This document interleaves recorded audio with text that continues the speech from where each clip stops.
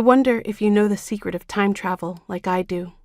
Like I can sit here, unbudging on a bare rug, looking strained into a framed sheet of silver-backed glass, and going back in years, some decades back, to that one cruel moment when life deeply broke me. A swell of ocean pools in my eyes. I lean in close to the mirror, and my memory takes me there, to that room with a casket and 100 gawking, teary eyes. Someone, I can't remember who, motions for me to come. They want to cradle me from crumbling, want to hold me as I hold my breath. I am 9 years old, and crying because I do not yet know how to share air with a lifeless body unbreathing before me. It's my grandmother, or what appears to be her. I stare. Her face looks foreign and yet so familiar. I wait, listening for the cackle of her laugh, for the bangle of bracelets always adorning the length of her arm. But there is no sound, nothing of the woman I once knew. My world waxes heavy, looms large with incurable questions that swell and surge.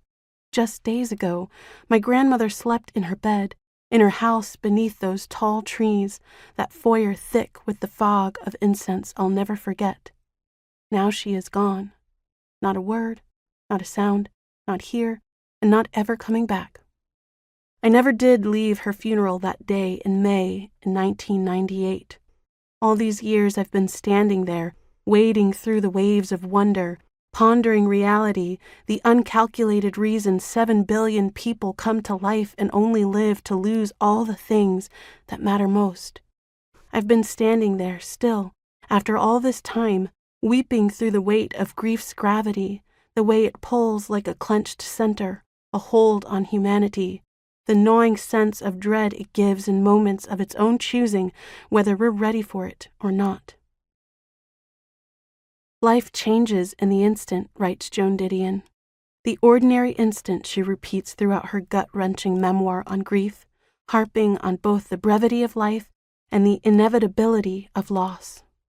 In an instant, life as I knew it changed when my grandmother died all those years ago. It changed again when my aunt died, when her heart just froze and stopped beating. It changed when my parents divorced, changed when I moved once, twice, 3 times. Life is still changing, all my compounded losses confounding me still. Just now, in writing this and searching the internet for pictures of what used to be my grandmother's house, I've come to find that the house no longer exists. Years ago, it was demolished and built over with some 5,349 square foot religious center and investment property purchased, says Google. The words on my screen seem so sanitized, formal. Wasn't it always supposed to be our memory? The house with deer and chipmunks in the big backyard? Wasn't it always supposed to be my grandmother's house with the kind neighbor handing us homegrown tomatoes over the fence?